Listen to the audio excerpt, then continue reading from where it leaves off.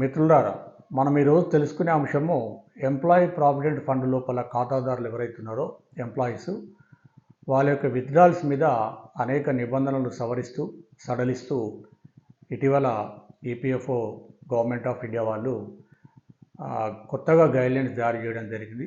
గతంలో కొంత ఈ విత్డ్రా చేసుకోవాలంటే డబ్బులు దాంట్లో మన ఖాతాలో ఉన్న డబ్బులు ఈపీఎఫ్ ఖాతాలో ఉన్న డబ్బులు విత్డ్రా చేసుకోవడం కోసము కొన్ని నిబంధనలు ఉండేది. కనీసము 5 సంవత్సరాలు సర్వీస్ అయితే కానీ, 5 సంవత్సరాలుగా ఖాతాదారు అయితే కానీ, ఇది మ్యారేజ్ కానీ, లేకపోతే ప్రాపర్టీ పర్చేజ్ కానీ, హౌస్ కన్స్ట్రక్షన్ కానీ, ఇట్లా అవసరాలకు అంటే కుటుంబ అవసరాలకు, మనిషి యొక్క అవసరాలకు రీత్యా విత్డ్రా చేసుకునే అవకాశం.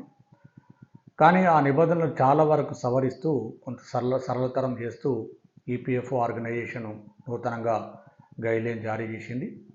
మరి ఈ గైడ్లైన్స్ ప్రకారంగా ఉద్యోగులకు, ఖాతాదారులకు ఈపీఎఫ్ఓ ఎంప్లాయీ ప్రావిడెంట్ ఫండ్లో ఎవరైతే సభ్యులు కొనసాగుతున్నారో వాళ్ళకు కొంత ఉపయోగకరం అయినప్పటికీ మరొకటి ఏంటంటే, కొంతమంది ఉద్యోగులు అవసరం ఉన్నా లేకున్నా విత్డ్రా చేసుకోవడము, డబ్బులు ఖర్చు చేయడం వల్ల రిటైర్మెంట్ అయిన తర్వాత డబ్బులు ఏం లేక ఇబ్బందులు పాలే అవకాశాలు కూడా ఉన్నాయి.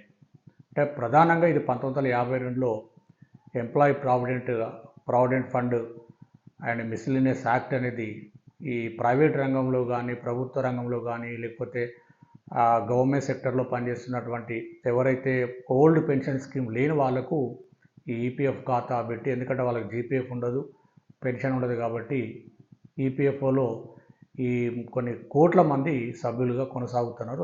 అది పెద్ద ఆర్గనైజేషన్, మొత్తం దాదాపుగా ప్రపంచంలోనే ఇది పెద్ద ఆర్గనైజేషన్ మనం చెప్పొచ్చు. ఎందుకంటే కోట్ల మంది సభ్యులు ఉంటారు. వీళ్ళ యొక్క భవిష్య నిధి కోసము ఈ ఆర్గనైజేషన్, ఈ సంస్థను చట్టం ద్వారా ఏర్పాటు చేసి దేశవ్యాప్తంగా government of India labour department organise చేస్తూ ఉంది. సరే, ఏదేమైనా ఇప్పుడు కొత్తగా నిబంధనలు ఏంటంటే, ఈ ఇంతకుముందు ఎంప్లాయీ ఏంటంటే 55 ఇంతకుముందు 5 సంవత్సరాల మినిమం గడువు ఉండేది. కానీ ఇప్పుడు అట్లా ఏం లేదు. కనీసం 1 ఇయర్ తర్వాత మనకు అవసరాల రీత్యా మన మ్యారేజ్ అంటే వివాహాల ఖర్చుల కోసం కానీ, ప్రాపర్టీ పర్చేజ్ కానీ, లేకపోతే గృహ కన్స్ట్రక్షన్, గృహ నిర్మాణాలకు కానీ తీసుకునే వెసులుబాటు కల్పించింది. గతంలో కనీసం 20% ఆ ఫండ్ నిల్వ ఉండాలని చెప్పింది. ఎందుకంటే మనకు ఎంప్లాయీ షేర్ 12%, ఎంప్లాయర్ షేర్ 12% జమ అవుతూ ఉంది ఖాతాలో. అంటే ఎంప్లాయర్ షేర్ 13% ఇస్తారు, 1% మాత్రం అడ్మినిస్ట్రేటివ్ ఛార్జెస్ కింద ఈపీఎఫ్ఓ వాళ్ళు కట్ చేసుకుంటారు. అంటే ఎంప్లాయర్ షేర్ అంటే దాదాపుగా ప్రతి నెల 24% జమ అవుతూ ఉంటుంది. అంటే సీలింగ్ లేని వాళ్ళకైతే బేసిక్ ప్లస్ డిఏ మీద, తర్వాత కొన్ని ఆర్గనైజేషన్లో 15,000 సీలింగ్తో రికవర్ చేస్తూ ఉన్నారు. సరే, ఏదేమైనా ఇలా ఈపీఎఫ్ఓ తీసుకున్నటువంటి నిర్ణయం మంచిదైనా కూడా చాలామంది ఉద్యోగులు ఈ ఖర్చు ఉంది, ఆ ఖర్చు ఉంది అని చెప్పి విత్డ్రా చేసుకొని అకౌంట్ ఖాళీ చేస్తారు. అంటే ఈపీఎఫ్ఓ ఆర్గనైజేషన్ ఈ మధ్య కాలంలో మన హయ్యర్ పెన్షన్ విషయంలో చూసినాము ఏ విధంగా జరిగిందనేది. అసలు గతంలో ఇచ్చిన సర్క్యులర్కి మళ్ళీ ఇప్పుడు ఇచ్చిన సర్క్యులర్కి వేరు ఉంది. ఆ సింగిల్ ఫార్ములాకు బదులుగా ప్రోరాటా బేస్ మీద ఫార్ములా పెట్టి కొంత ఎవరైతే ఈపీఎఫ్ ఖాతాదారులకు నష్టం జరిగే విధంగానే ఉంది. అంటే ఇక్కడ మనకు ప్రధానంగా వాళ్ళ యొక్క లక్ష్యం, దృష్టి ఏ విధంగా ఉన్నదంటే, ఉద్యోగుల యొక్క డబ్బులను ఏదో విధంగా వాళ్ళకు విత్డ్రా ఇచ్చేస్తే ఇంకా వాళ్ళకు భారం అనేది తగ్గిపోతుందనే ఆలోచనలోనే ఇవాళ ఈపీఎఫ్ ఆర్గనైజేషన్ ఆలోచిస్తున్నట్లుగా మనకు అర్థమవుతూ ఉంది.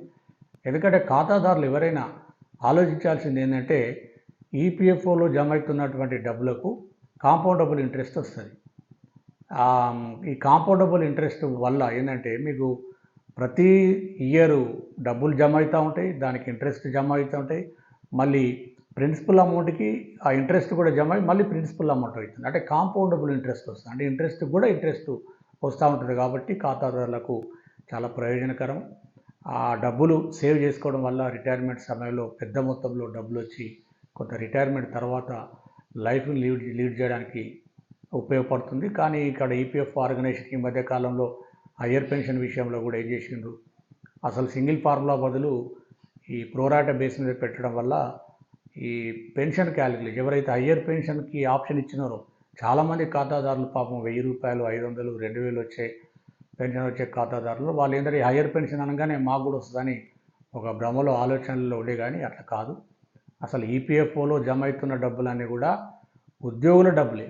ఉద్యోగుల డబ్బులు అంటే వాళ్ళు ఒక ఫండ్గా నేషనల్ వైడ్గా మేనేజ్ చేస్తూ దానికి ఇంట్రెస్ట్ ఇస్తూ ఆ ఉద్యోగుల భవిష్య నిధి మాత్రమే. గవర్నమెంట్ దీనికి ప్రత్యేకంగా నిధులు ఇచ్చేది కాదు. అంటే ఇప్పుడు రెగ్యులర్ ఎంప్లాయీస్, ఇప్పుడు గవర్నమెంట్, సెంట్రల్ గవర్నమెంట్ కానీ స్టేట్ గవర్నమెంట్ ఎవరైతే 2004 కంటే ముందే జాయిన్ అయినారో సెంట్రల్ గవర్నమెంట్లో, ఎవరైతే మనకు ఆంధ్రప్రదేశ్ తెలంగాణలో 2004 అక్టోబర్ కంటే ముందే జాయిన్ అయినారో వాళ్ళకు ఓల్డ్ పెన్షన్ స్కీమ్ ఉంటుంది. అంటే వాళ్ళకు రిటైర్మెంట్ తర్వాత ఇచ్చే పెన్షన్ అనేది గవర్నమెంట్ ఫండ్లో నుంచి ఇస్తారు. దానికి అదనంగా ఈ జీపీఎఫ్ ఉంటుంది, జనరల్ ప్రావిడెంట్ ఫండ్ అనేది మళ్ళీ వీళ్ళ ఎంప్లాయీస్ నుంచి రికవర్ చేసి మళ్ళీ వాళ్ళ డబ్బు వాళ్ళకి ఇస్తారు. అదే మరి ఈపీఎఫ్ వాళ్ళు అట్లా కాదు. దీనిలో పెన్షన్ స్కీమ్ ఉంది, అయినా కూడా 2014 తర్వాత ఆ పెన్షన్ స్కీమ్ కూడా ఇప్పుడు లేదు. సరే, ఏదేమైనా ఇవాళ కేంద్ర ప్రభుత్వము ఈపీఎఫ్ వాళ్ళు తీసుకున్న నిర్ణయం మంచిదైనా కూడా ఉద్యోగులు గమనించాలి ఏంటంటే, మీకు ఈపీఎఫ్ ఖాతా నుంచి అత్యవసర పరిస్థితులు ఉంటే మాత్రమే విత్డ్రా చేసుకోవడం మంచిది, లేదా రిటైర్మెంట్ అయిన తర్వాత విత్డ్రా చేసుకోవడం మంచిది. ఎవరైతే ఇన్ సర్వీస్ ఎంప్లాయీస్ ఉన్నారో అవసరం లేకున్నా కూడా డబ్బులు విత్డ్రా చేయడం వల్ల మీకు మంచి ఇంట్రెస్ట్ను కోల్పోతారు. లాస్ట్కు రిటైర్మెంట్ అయిన తర్వాత కూడా డబ్బులు కూడా రావనేది ఆలోచించి నిర్ణయం తీసుకోవాలి. మరి ఇప్పటికీ హయ్యర్ పెన్షన్ మీద ఇంకా కేరళ హైకోర్టు కానీ ఇతర కోర్టులలో కేసులు ఉన్నాయి. అయినా ఈపీఎఫ్ వాళ్ళకు కొత్త సర్కులర్ కూడా ఇవ్వడం జరిగింది. ఏవైతే రిజెక్ట్ అయిన అప్లికేషన్స్, హయ్యర్ పెన్షన్స్కి రిజెక్ట్ అయిన అప్లికేషన్స్ ఉన్నాయో ఆ అప్లికేషన్స్ అన్నీ కూడా ఒక సీనియర్ చార్టెడ్ అకౌంట్స్ ద్వారా ఒక కమిటీ వేసి రివ్యూ చేస్తాము, పునఃపరిశీలిస్తామని చెప్పి కూడా ఒక సర్కులర్ ఇవ్వడం జరిగింది. ఏదేమైనా ఎవరైనా ఈ హయ్యర్ పెన్షన్ అనేది కావాలనుకునే వాళ్ళు, మీరు అప్లికేషన్స్ రిజెక్ట్ అయిన వాళ్ళు మళ్ళొకసారి మీ యాజమాన్యాల ద్వారా ఈపీఎఫ్ వాళ్ళకు అప్లికేషన్ పెట్టుకోండి. మీ యొక్క అప్లికేషన్స్కు రీఎగ్జామిన్ చేయమని చెప్పి తెలియజేస్తే వాళ్ళకు కొంత న్యాయం జరిగే అవకాశం ఉంటుంది. మళ్ళీ ఇప్పుడు ఈపీఎఫ్ తీసుకున్నటువంటి నిర్ణయాలు ఇప్పుడు 100కు 100% ప్రత్యేకమైన పరిస్థితులలో మీ ఖాతాలో ఉన్న 100% కూడా విత్డ్రా చేసుకునే ఫెసిలిటీ కల్పించింది. అవసరం ఉంటేనే విత్డ్రా చేసుకోవాలి, లేదంటే మీరు ఈ ఇంట్రెస్ట్ను కోల్పోయే అవకాశాలు ఉంటాయి. ఎందుకంటే ఈ కాంపౌండబుల్ ఇంట్రెస్ట్ బ్యాంకులలో కానీ ప్రైవేటు ఫైనాన్షియల్ ఏజెన్సీస్లో ఎక్కడ కూడా ఈ కాంపౌండబుల్ ఇంట్రెస్ట్ ఇవ్వరు, సింపుల్ ఇంట్రెస్టే ఇస్తారు.